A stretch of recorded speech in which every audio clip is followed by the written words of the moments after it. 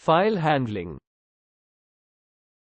File handling is an important aspect of programming, as it allows us to work with files on our computer.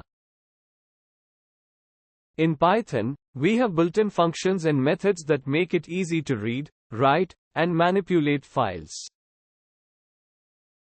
In this presentation, we will explore the basics of file handling in Python. Reading and writing files. To read a file in Python, we can use the open function with the file name and the mode set to R for reading. We can then use the read method to read the contents of the file.